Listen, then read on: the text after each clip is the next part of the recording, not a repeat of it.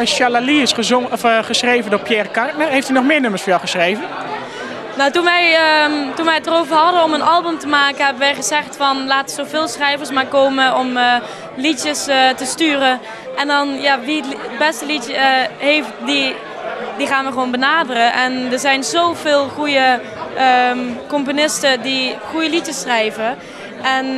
Maar tot nu toe, Jeffrey Weber, de zoon van Marianne, die schrijft eigenlijk de meeste liedjes voor mij. En er zijn ook nog andere componisten die liedjes schrijven en die het gewoon doorsturen naar mij. En als ik denk van nou dat is een leuk liedje, dan komt hij ook gewoon op het album. Ja, hoe het er nu voor staat, komt 28 oktober mijn album uit. Dus ik denk dat in september, begin oktober mijn single uitkomt en dan naar de hand het album. Je bent heel erg geholpen door de Tros. Staan die nou nog steeds achter jou of moet je het inmiddels zelf doen?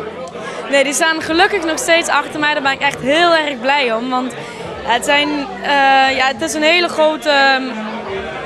dat is echt de grootste familie van Nederland, de Tros. En ik ben heel blij dat ik daar nu bij zit. En ik heb ook te horen gekregen dat ik eind september meega met de cruise. Met de cruise mee, met alle artiesten. En het leuke is, elk jaar kijk ik er zelf naar. En nu mag ik dan zelf mee. Dus dat is zo'n leuk idee. En zo leuk dat ik daaraan mee mag doen. En dan heb ik ook mijn eigen liedjes, dus ik ga mijn eigen stukken daar zingen. En ik heb er heel veel zin in.